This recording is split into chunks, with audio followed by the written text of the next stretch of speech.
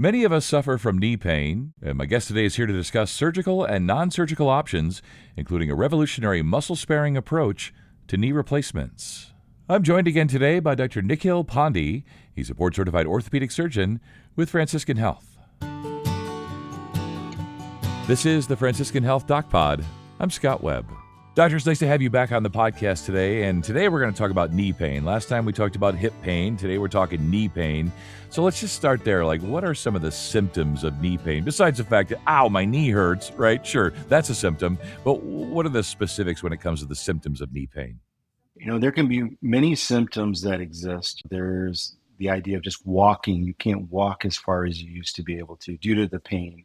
They maybe used to go on 2-mile walks, but now you can only go about a mile because until you start walking, you realize it's not the endurance, but it's actually the pain that kicks in a little bit faster, or you can't go up the stairs as easily due to knee pain.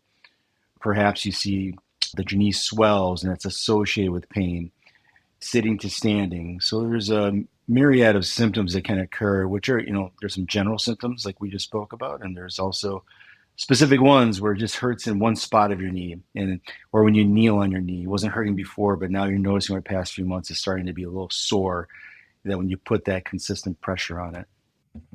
Yeah, I see what you mean, right? So obviously, if your knee hurts, then you have knee pain, but there's some specific symptoms we can be on the lookout for.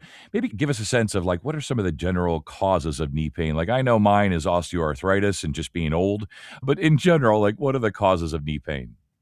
Sure. Like you mentioned osteoarthritis, people ask me, what is osteoarthritis?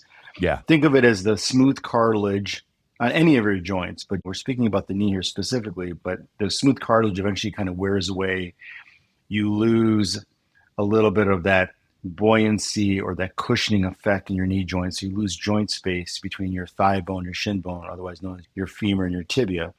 Losing that space increases as we get osteoarthritis, and osteoarthritis leads to that. So it's kind of a back and forth scenario. And it's also an inflammatory condition where, it creates pain. Now, some people have osteoarthritis and don't have pain. So Sure. That's one way to look at it. It could be, related to aging. It could be related to just wear and tear, injury. If you're an athlete and you're 21, you're a high jumper and you had an injury, but you kind of got by, for a while. And eventually can catch up to you where the cartilage that wears away eventually does kind of lead to kind of a post-traumatic osteoarthritis of the joint.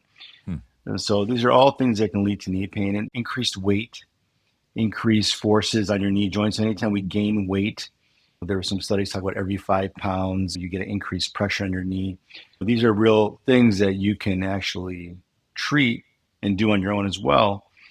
And that also includes loss of muscle mass in your core and your hip, and obviously your quadriceps and your hamstrings. That affects the quality of your knee, the knee pain, what you can actually endure and get by with. So These are all factors. Yeah, everything seems to be connected, and our youthful transgressions, if you will, that bill seems to come due at some point, maybe in the form of osteoarthritis. And as you're saying there's some things we can do to help ourselves, maybe lose some weight, get more exercise, all that. But I want to have you, since you're someone we would go to see to help us, when we think about non-surgical relief, surgical relief, give us some of the options or solutions we have for knee pain. There's a lot of things that you hear about now with what you can do for knees that aren't necessarily surgical. The number one thing is, what's the actual cause of the knee pain? You first need to, you see the patient. I'll see a patient, evaluate them, examine their knee, look at x-rays, and see how much joint space they have and what do they feel? Where's their pain? Do they have a ligament issue, or is it mostly just an arthritic issue? And that being the case, there's different treatments for different issues, and there's a whole host of issues. Yeah. Let's just say arthritis. People are very familiar with things such as physical therapy to strengthen the muscles. That's always a good first start, maybe an anti-inflammatory of some sort, medication. If it's not contraindicated, there's no reason you can't take it. There are activity modifications. Then there's things such as, cortisone injections are very popular. While I don't recommend too many cortisone injections, doing 1, maybe 2, not a bad way to decrease an initial knee pain and the inflammatory effects of the knee, because you're basically putting the medicine right to the knee joint. Sure. And that helps it directly, as opposed to like an anti-inflammatory you take by mouth. There are injections such as something called platelet-rich plasma, which studies do show some efficacy with different forms of knee pain like osteoarthritis. I tend to do a series of these injections, one every 4 weeks, because the first injection and the second injection potentiates and helps the first injection. The third one helps the second and the first. So these have been things in my practice I've seen help quite a bit. People see advertisements now, which is interesting to me because these injections have been around a long time, but they're gel injections, otherwise known as viscosupplementation injections. You're basically creating a more viscous layer of fluid in your knee, so to speak, to create a cushioning. So people look for this. Not everybody's a good candidate for this, and that's where we have to evaluate the patient, because just indiscriminately giving these injections may be not worth the patient's time if they're bone-on-bone arthritis or they're not really able to function. As you lose joint space, you lose your mechanical ability of your knee to move, and sometimes the gel injections can actually induce more pain if given in the wrong patient. So, these are all things that we can do out there. Those are the kind of the basic treatments we do in the office. But there's a lot of different things you can do now that's on the market as well. So, Yeah, lots of options. As you say, it's a case-by-case basis. I love hearing, as a potential patient, of course, that we have lots of options. Wondering, doctor, does nutrition contribute to knee pain? And if so, are there things we can add or subtract from our diet to help? the things you can do: keeping bone strength, keeping weight within a reasonable body mass index. So your joints, such as your hips and knees, which are load-bearing joints, as opposed to your shoulder, which the forces aren't as great on the shoulder as you're walking on your knees and hips all day. Yeah. You want to keep your weight down. Vitamin D supplements, which I always preach to patients. People talk about the value of vitamin D, but really the vitamin D on its own, you really need to have it with vitamin K2, as well as the magnesium. All these things help with the absorption. That helps your bone density, Okay. which helps you with, hopefully, with knee pain. Keeping your core strong, so your abs, your hip abductors, your quadriceps, your hamstring. Even if it's just doing body squats at home, 10 body squats every few hours, just things like that. You don't need to have a fancy gym, but that keeps your knee strong, and that helps keep the health of the joint intact. Because even if one day you need a knee replacement, you still need that lever of the quadriceps and your extensors and your extensor mechanism of your leg to do well when you have a knee replacement too. Right. So keeping the attrition away. So those are things. High protein diets. Obviously, you want to be mindful and talk to your primary care doctor about this as well. But especially if you have longstanding kidney issues or other issues where you can't have high quality protein, but whole food sources of protein, where people talk about now getting 0.8 to 1 gram of protein per body weight, what your ideal body weight is, to really keep up and decrease the loss of muscle mass, otherwise known as sarcopenia, where you lose the kind of the volume and the mass of the muscle, which also can lead to more knee pain and dysfunction of the knee joint. Right. Yeah, and you gave us a sense there earlier about sort of the non-surgical options, the greatest hits before we get to surgery. So let's talk surgery. Let's talk minimally invasive knee replacement, which does not cut the muscle tendon. You're doing it there. It's obviously proving to be effective. Has it been well received by patients? I've been doing this for a while now. I mean, this is my 15th year of practice, and I've done knee replacements all sorts of different ways. I'm the only guy really in Northwest Indiana that I know about doing this, where you're not cutting the muscle and tendon. So patients are moving faster. They're getting better range of motion on their first post-operative visits when I see them. Patients are coming in with minimal assisted device, with maybe just using a cane or barely using anything. But really, in the first few weeks, I'm seeing a much better increase in range of motion, where they're getting more degrees of flexion and extension sooner, because their muscle is not being traumatized. Because anytime you cut through the muscle or tendon and you repair it, that's going to be part of the recovery process. Sure. So if you're not disturbing that, it makes sense to say, okay, well, hopefully my muscle is not shutting down, where it's actually working in a faster, more efficient manner. And that's what I'm seeing. Some people would say it's kind of a gimmick. There's no gimmick. I mean, you look at patients that have had knee replacements on one knee one way, and I'll tell you, when they do it the way where you spread the muscle and tendon, I see it. They even tell you, like, yeah, I'm still a little sore from surgery. My pain's less. My movement's better. Right. I'm getting better range of motion. I feel like recovery is quicker. I'm going back to driving sooner. I'm going back to golfing sooner. And, and that's my population of patients, of people that want to go golf. They want to go hang out with their grandkids. They want to go travel, and those are people that are looking for this kind of quicker turnaround. So some people call it what's called a subvastus technique, where you're not cutting the muscle. But the one I do, there's a website you can actually take a look at if you're interested. There's about, I think about 90 surgeons on there right now in the country. It's a program. It's called jiffyknee.com, Okay. JIFFYKNEE.com. And I've been a part of it for a while now. And so people can find a surgeon in their area. And I'm the only guy in Northwest Indiana from here to South Bend doing that. So you can find me on there, and you can click and you can get an appointment through there and find me pretty quickly and see me For at sure. the Franciscan. So yeah, it's been great. I love adding it to things like robotic assisted knee replacements, navigation. So I'm using all these little tools to see how can you get people better in a more quick, efficient manner, and take kind of the scared nature of getting a knee replacement. Patients are scared to get these things, and Yeah. I get it. It makes sense to me, but they're kind of left with no choice at some point. So Yeah. Are there some folks that are just better candidates for this particular procedure? I would say 99% of my patients are good candidates Okay. for the approach I do with this muscle sparing approach. I think the only ones that sometimes, if they have some previous issue with their quadriceps tendon or their patella tendon, but really it's more kind of also based on patient size. But I really have not had an issue with that with patient selection. I think for the most part, everybody's been a great candidate. I will evaluate case by case basis to see if they're a good surgical candidate to begin with. But I've really been happy with it, and I think the patients have been happy with it. And it's really good to see a little bit more word getting out there about this, that patients have other options.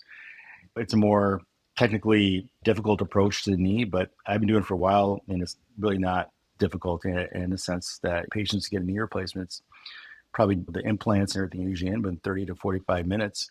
And we have a team that knows how to approach this process, and they've worked with me for a while, so they're very well versed in surgery and understand what I need as a surgeon. Right. And it helps the patients. So it's a team continuity, people being on the same page, but I've been very happy with it.